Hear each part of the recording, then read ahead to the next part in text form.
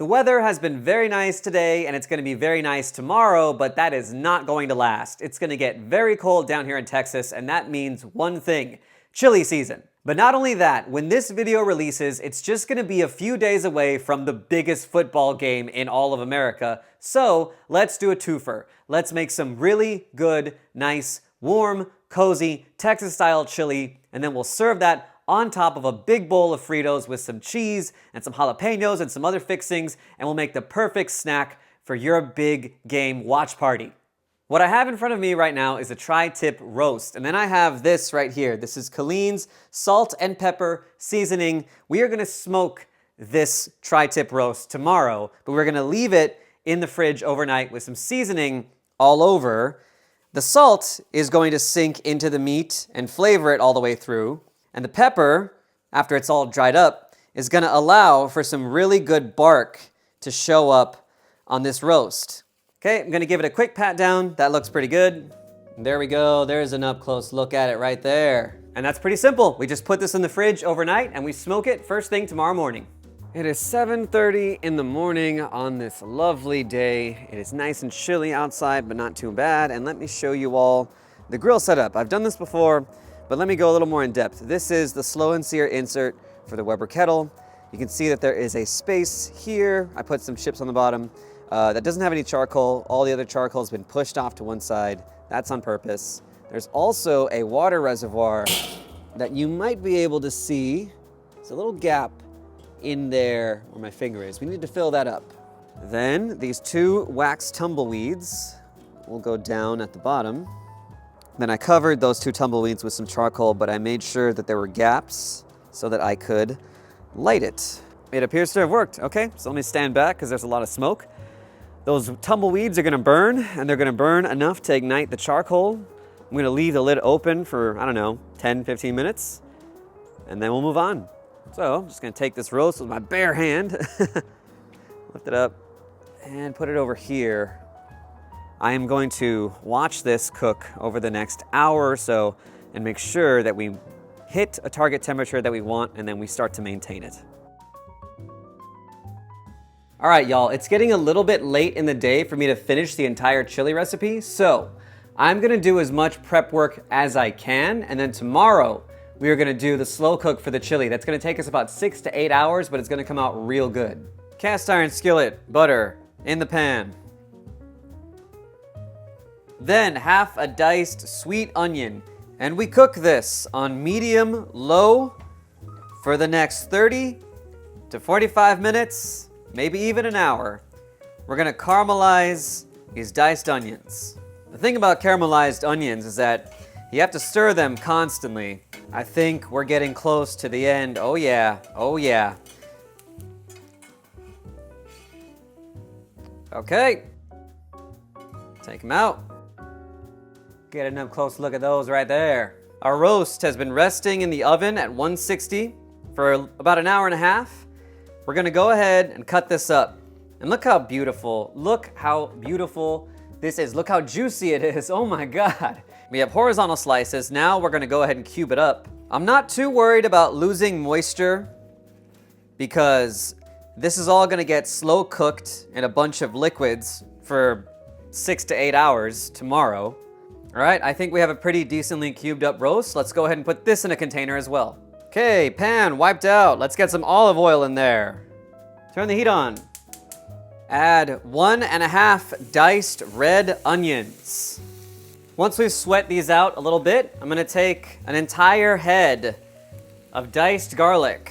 We saute until everything softens up a little bit. Once the onions get this lovely, nice pink color, and everything smells fragrant, we are gonna add in a can of peppers in adobo sauce. And we're gonna add everything in there. Hold on, I made a mistake. I actually need to chop these up. Okay, back in. After 10 minutes, the sauce has been reduced and soaked up by all of that onion and garlic, so let's get a container for this. And after a very rough wipe on the pan, let's brown some ground beef. This ground beef is incredibly fatty. And the reason for that is because this is the ground beef that I ground up myself for our beef lumpia video. Our ground beef has been browned, but one thing I like to do is I like to cook it just a little bit longer. I want to get some of that crustiness, some of that Maillard reaction on there. And this recipe needs 2 pounds of ground beef, so let's do another. And finally, our prep work is done. Tomorrow, we are gonna put it all together. It's 9 a.m. the next day. We are gonna make our spice dump. And I got a plate here because it's always pretty when you put the spice dump on a flat surface so you can see all the things that are gonna go in. 3 tablespoons of chili powder. 1 tablespoon of ground up cumin. 1 teaspoon of paprika. I'm just gonna go ahead and eyeball this. 1 teaspoon cocoa powder. A half teaspoon of onion powder, a half teaspoon of garlic powder, a half teaspoon of red pepper flakes, 1/4 teaspoon of cayenne pepper, but you know me, I like my stuff kind of spicy, so we're gonna add just a little bit more than that. 1/4 teaspoon of ground up cinnamon. And now I'm gonna add something that's unique to me. I'm gonna add just a little bit of Mexican oregano, and that right there is our spice dump. Okay, this is the easy part. I have a Dutch oven in front of me. We are gonna add everything that we cooked last night into this thing. So there go our caramelized onions. Here's our garlic, onion, chili peppers in adobo. Our tri-tip roast. Here's our pound of ground beef, and everything is kind of congealed together. All right, there's 1 pound of ground beef. And there is a 2nd pound of ground beef. We're gonna put a 28-ounce can of diced tomatoes, then 2 smaller cans of crushed tomatoes. I'm gonna try my best to stir everything together as best as I can because I have yet another can of crushed tomatoes, 1 tiny can of just plain tomato sauce, and as you can see, this thing is getting pretty full. Then, final addition, we need 1 can of beer. An IPA is a good option because it's got some sweetness and some bitterness. And then, finally, all of our spices. Get anything that's caked on there off. Let's mix it in. Okay, let's get this outside. Okay, and just like yesterday, I have the slow and sear going. I have the chili here. It is gonna smoke inside this for the next 8 hours. I'm gonna leave it uncovered, and I'm gonna stir it every now and then, and I'm gonna taste it. If the smoke flavor is becoming too intense, I'll just put the lid on it, and then we'll just smoke it the rest of the way. But 8 hours, that's the goal. 5 hours of cooking uncovered and 3 hours of cooking covered. This is what we have. Let me get a big spoonful of the stuff right there. That is some nice down-home Texas slow-cooked chili. All right, let's build a bowl. I'm gonna use my ramen bowl for this because I want a nice big bowl for the YouTube thumbnail. Fill a good portion of the bottom with some Fritos. Big spoonful of chili right on top.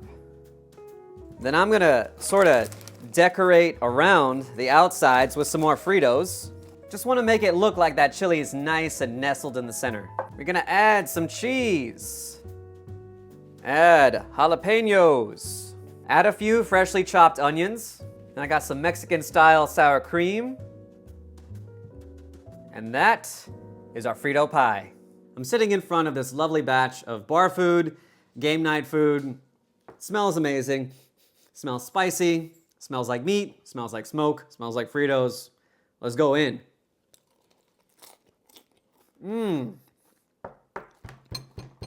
Hold on, let me get some of that jalapeno. Want the heat. I say this every time. This might be the best thing I've ever made. Wow. Hudson's also here. If you can see his nose, he's really wanting to get some of this too. And of course, this goes perfect with a beer. So we're gonna drink some of the beer that we used to make it. Nice IPA. Oh, God. Absolutely perfect combo. Like with every video, I'm gonna finish this up. I wish you all could try. This is one of those times where I'm just like, I wish I could give this to everybody watching so you could experience it for yourself. But you have the recipe, you have my steps. I highly encourage you to do this. This is incredible. So, until we see each other again, go cook something amazing, and I will see you next time.